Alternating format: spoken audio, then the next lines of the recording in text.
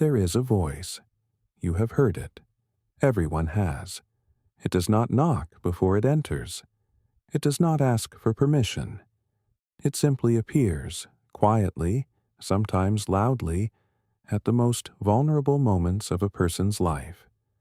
When someone fails a test, loses a job, says the wrong thing in a conversation, or lies awake at 3 a.m. staring at the ceiling.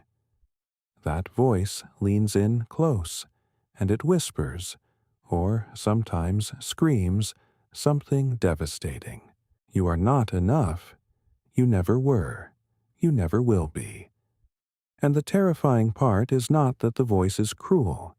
The terrifying part is how familiar it sounds, how much it sounds like the truth, how much, in some quiet corner of the mind, a person almost believes it. Where did that voice come from? Who taught it those words? And why does it know exactly which wounds to press? If you have ever asked yourself those questions, and if you are honest with yourself, you probably have, then what follows in this video is for you. Stay here, because what is about to be explored reaches deeper than motivation, deeper than positive thinking, deeper than anything a quick fix can touch. This goes to the root. And if you want to understand your own mind, if you want to understand why you sometimes feel worthless, even when there is no logical reason to, then you need to hear this. Before we go any further, if you are new here and this kind of deep, honest exploration of the human mind speaks to you, consider subscribing to this channel. More conversations like this one are waiting for you. Now, let us begin where all things truly begin, in the beginning. A child is born into the world with nothing but need. Pure, undefended, raw need. The infant does not yet have a self. It does not yet have a name it understands, a story it tells itself, a persona it performs for others. There is only sensation, need, and response. And what happens in those very first years, before memory, before language, before the capacity for conscious thought, leaves an imprint so deep that most people spend their entire adult lives not even knowing it is there. This is not a metaphor. This is not poetry. This is, in the most clinical and honest sense, the architecture of who a person becomes. Sigmund Freud spent decades trying to understand why intelligent, capable, seemingly functional adults could feel, at their core, deeply and irrationally worthless. What he found was not a moral failing. It was not weakness. It was not something that could be fixed by willpower or good intentions. What he found was a wound, ancient, pre-verbal, buried beneath layers of personality, coping mechanisms, and carefully constructed identity. And that wound, in most cases, began in the very relationship that was supposed to heal it before it ever existed. The relationship with the first caregiver. Think for a moment about what a child needs. Not what we think a child needs. Not what society says. What a child actually, fundamentally, psychologically requires in order to develop a healthy sense of self. The child needs to be seen. Not just fed, not just clothed, not just kept safe from physical harm, but truly, deeply, emotionally seen. The child needs a caregiver who responds to its inner world with warmth and consistency, who says, through action and presence and gaze, you exist, you matter. What you feel is real. You are safe here. When that happens, when a child receives what psychologists call secure attachment, something extraordinary occurs. The child begins to internalize a sense of worth. Not because someone told it to feel worthy, but because it was treated as if it were. But here is where the story becomes painful. And here is where it becomes personal. Because not every child receives that. not even close. Some children are born into homes where the caregiver, perhaps overwhelmed, perhaps carrying their own unhealed wounds, perhaps dealing with depression, addiction, grief, trauma, or simply the crushing weight of a life lived under impossible pressure, cannot consistently provide that emotional attunement. And the child, in the profoundly egocentric way that all children must think, because the child's brain is not yet developed enough to understand that adults have their own struggles, the child reaches a devastating and logical conclusion. The problem is me. If the parent is cold, the child decides it is unlovable. If the parent is absent, the child decides it is not worth staying for. If the parent is critical, the child decides it is fundamentally defective. The mind of a child cannot hold the complexity of a flawed adult. So it takes the blame. It absorbs the failure. It wears the wound as an identity. And here, right here, is where that voice is born. Freud called this the superego, that internal authority, that judge that lives inside every person. The superego is often described in textbooks as the conscience, the moral compass, the inner critic. But what is rarely said clearly enough is this: the superego does not develop in a vacuum. It is built from the outside in. It is constructed from the voices, expressions, reactions, and emotional responses of the people who raised us. The tone a parent used when a child made a mistake. The silence that followed when a child expressed need. The look of disappointment that crossed a face when expectations were not met.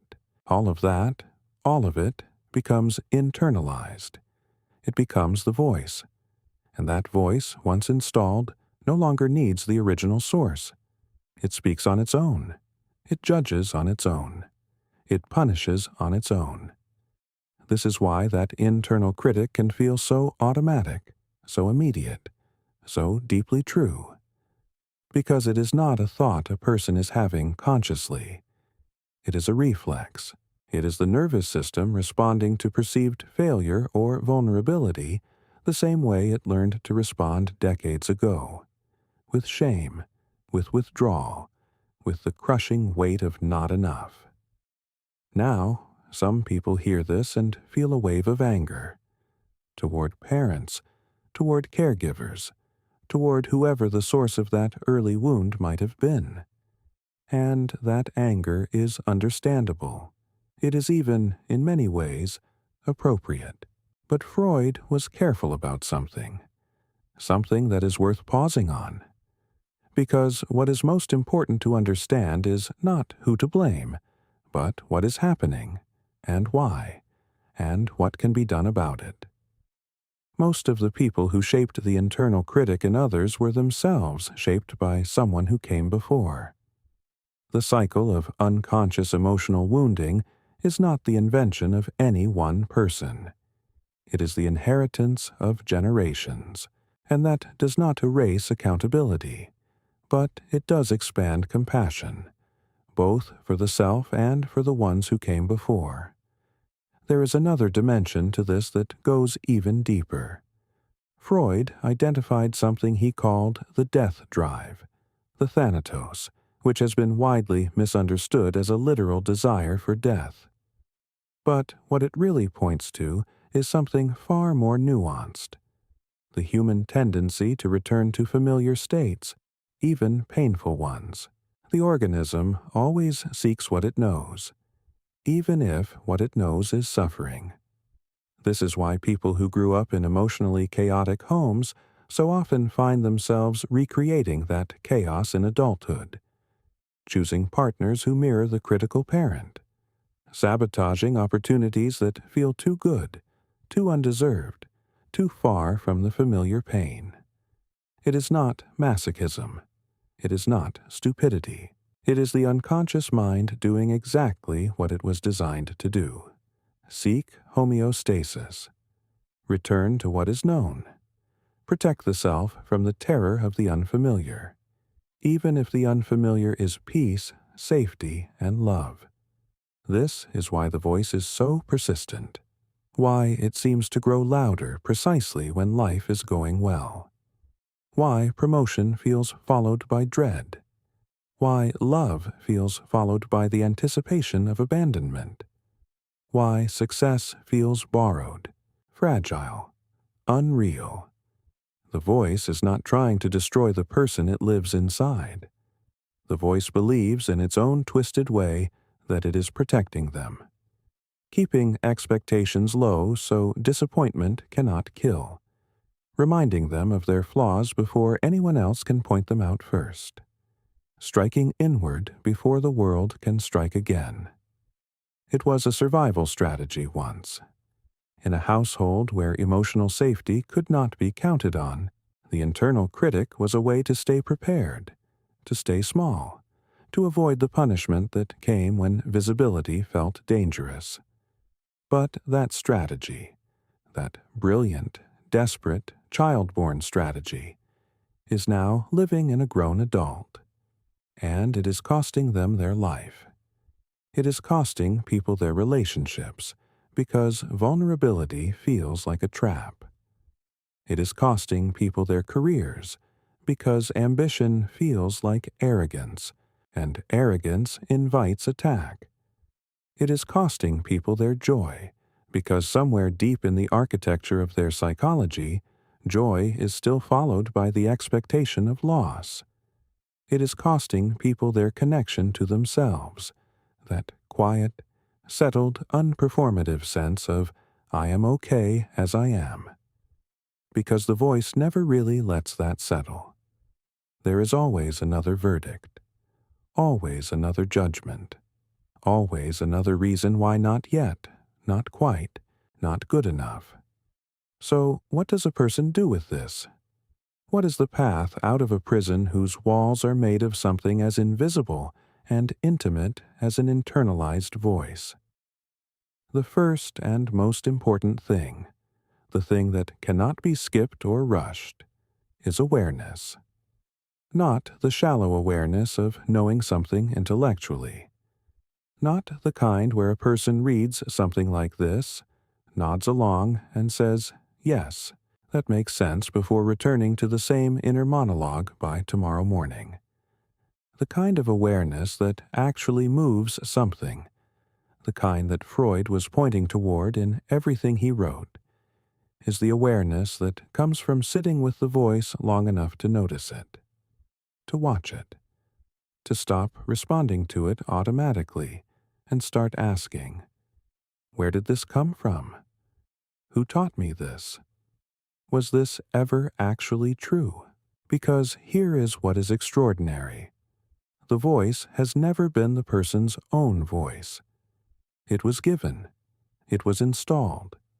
It was absorbed from an environment that the person had no choice about, at an age when they had no defenses against it. And that means something remarkable. It is not the truth about who they are. It was never a diagnosis. It was always a wound. And wounds, when they are seen clearly enough, when they are met with enough consistent compassion, can heal. This is not to suggest the process is simple. It is not. The unconscious does not give up its patterns easily. There is a reason why this kind of inner work often requires the help of a skilled therapist, the kind of sustained and protected relationship in which the old patterns can surface and be met, for perhaps the first time, with something other than shame or punishment. The therapeutic relationship itself is, in many ways, a corrective emotional experience. A space where the part of the person that learned to expect rejection, criticism, and abandonment can slowly begin to learn that something else is also possible. That need does not always result in abandonment. That vulnerability does not always invite attack. That being fully seen can feel like safety rather than danger. But even without formal therapy, and many people do not have access to it, for reasons of money, geography, stigma, or simply not knowing how to begin, there is something a person can practice. Something small but genuinely powerful. And it is this. The next time the voice appears, the next time it says you are worthless, you are not enough, you are too much, you will never get this right. Instead of arguing with it, instead of collapsing into it, instead of trying to silence it or perform your way out of it, try asking it a question. Not confrontationally, with genuine curiosity. When did I first hear this? From whom? How old was I? What was happening? Because the voice always has an origin. Always. And when a person traces it back far enough, they find something unexpected waiting there. Not a monster, not a truth, but a frightened child who was doing their best to survive an environment they did not choose and could not control. And that child, that small, surviving, resourceful, aching child, deserves something the voice never offered. They deserve compassion. This is the work. Not the work of becoming someone else. Not the work of achieving enough to finally quiet the voice. Not the work of performing confidence until the shame disappears. The work is slower and more honest than any of that. It is the work of going back. Not to relive the past, but to finally grieve it. To finally acknowledge. Something was missing that should not have been missing. I was hurt in ways I did not deserve, and I have been carrying that ever since. Not as an excuse, not as a sentence, but as a truth that, once fully held, can begin to lose its grip. Freud spent a lifetime exploring the shadowed corners of human psychology. Not because he believed people were broken, but because he believed, against the prevailing opinion of his time, and in many ways against the prevailing opinion of ours, that the unconscious mind mattered. That what happened in the dark, in the pre-verbal, in the unremembered early years, shaped everything that followed. That the symptoms people suffered, the anxiety, the depression, the self-sabotage, the persistent sense of worthlessness, were not signs of weakness. They were communications. Encrypted messages from a part of the mind that had never had the chance to speak in a language anyone could hear. The voice in the head that says you are worthless is one of those messages. It is not the truth. It is a record. It is the past, still playing. And, like all records, it can be heard, really heard, and then slowly, with patience and care, and the willingness to stay with what is difficult, it can finally be set down. You are not the voice. You were never the voice. The voice was given to you by a world that was imperfect, by people who were carrying their own wounds, in a time when you had no choice but to absorb what was around you. But you are here now.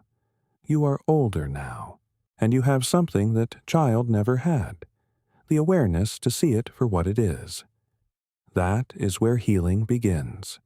Not with a cure, not with an answer, but with a question asked honestly, in the quiet. Whose voice is this, really?